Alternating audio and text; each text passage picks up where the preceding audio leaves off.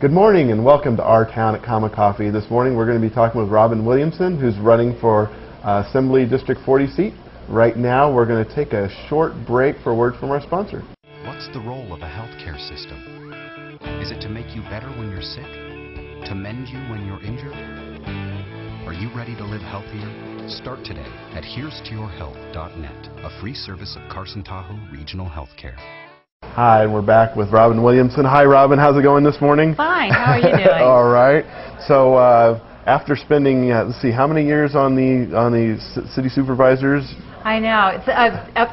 It'll be 12 years in January. 12 years. So now you're going to try for another yes, a new challenging adventure. position on the Assembly, and you're the only Democrat running in the Assembly 40 race, right? Yes. So you don't have a primary this time, which is.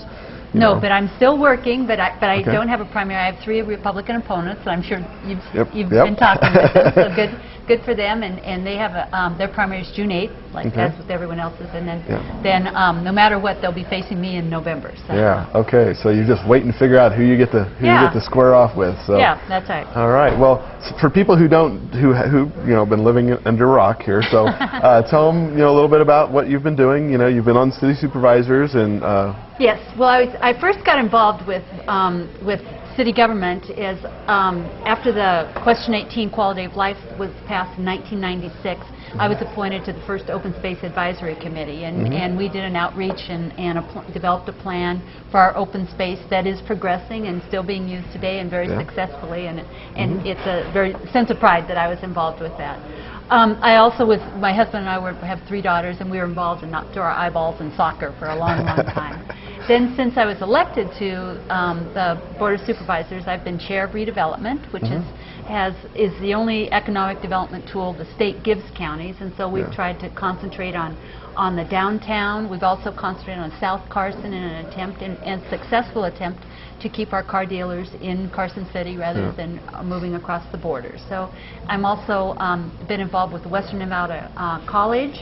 I'm on the foundation, also on co-chair of the athletic development team, and we have a great softball and baseball teams up at the college, and they're in first place. The boys are right now, the men are right now, so that's good. And I'm currently president of Nevada Association of Counties. I've been on the board, or a member of NACO since I was elected. I'm also past president of the Carson Tahoe Hospital Auxiliary. What else am I? I'm on the Carson Water Subconservancy District, and then in my spare time, I'm also get involved. And one of the things I'm also very proud of is I was president of the Sea Hill Flag Foundation, and we worked for 5 years, volunteers, and donations, and we created a landmark up on Sea Hill that will be there long after I'm gone. Okay, so you've got a lot of things going, but now you have this assembly, and now this is a interesting time to jump into state government with the challenges they're seeing. I mean, we already went through the challenges of the city budget, but now the state budget hole is a little bit bigger. Yes, and they already tried to meet it in 2009 and in the special session, and now it looks like it may be even worse in 2011. And yes, why would I want to do this? But but I think I think I have the temperament and the expertise and the skill set to try to forge partnerships and work with both private and public, be it county, state, and federal partners to develop long-range solutions to our problems. Yeah, because we're going to have to figure out some real things to plug those holes. So. Oh yes. Right now we're going to take a short break for a word from our sponsor, and we'll be right back. Sometimes a simple thing like walking downstairs can become a life-threatening experience. Help me!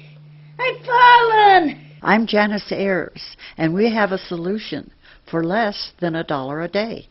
It's called Lifeline, where you push a button and automatically through your phone system you summon emergency medical help, life-saving help. For Lifeline information, call RSVP today. And we're back. We're talking with Robin Williamson. So we were just talking about the state budget, which is a huge, problem, and the real challenge is going to be this, taxes versus cutting, and that they've already done quite a bit of cutting. But so where do you see this balancing out? Where's the? Well, I think basically we have to figure out, frankly, how to create more jobs in Nevada. We're about 150,000 jobs short from where we were several years ago. We have to, and my idea is to, with the state, working with local governments, figure out how to work with the existing businesses we have to keep them here and encourage them to expand, to tell their friends. We, in Carson City, we're working on developing some kind of business incubator or nurturing program to encourage entrepreneurs to come to Carson City and to give them the skill sets to be successful. I think that could be perhaps modeled on a statewide basis so that we wouldn't have an 80% failure rate of small businesses, because small businesses and entrepreneurs through year in, year out, they're the ones that create jobs. And so we need to figure out how to get that going.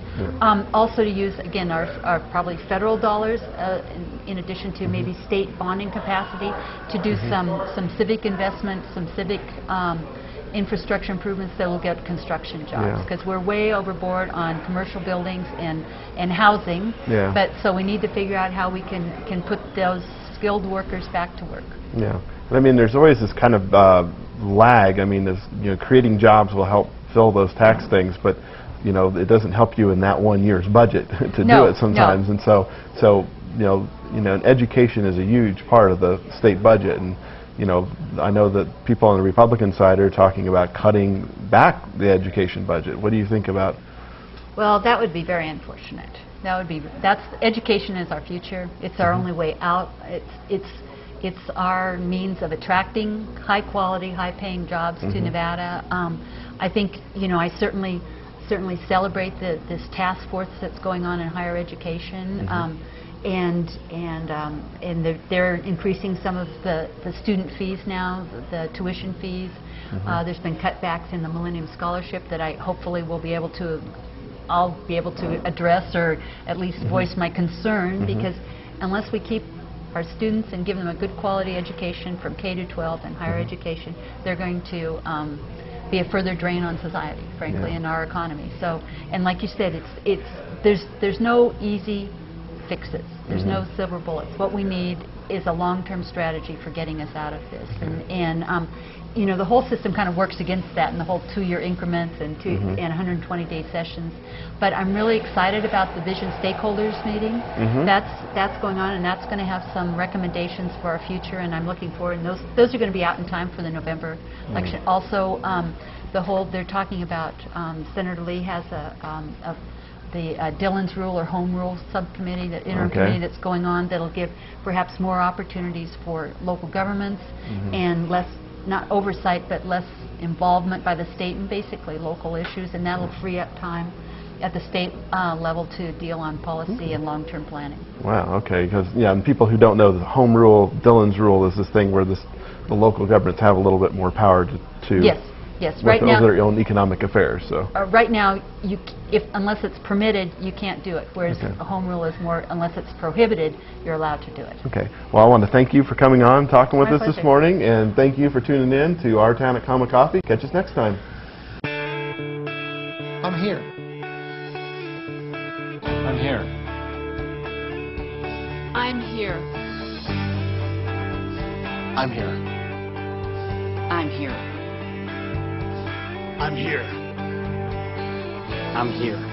As a matter of fact, at Carson Tahoe, we have over 1,100 healthcare professionals, and they're all here for one reason. Your health. Carson Tahoe Regional Healthcare. Here's to your health.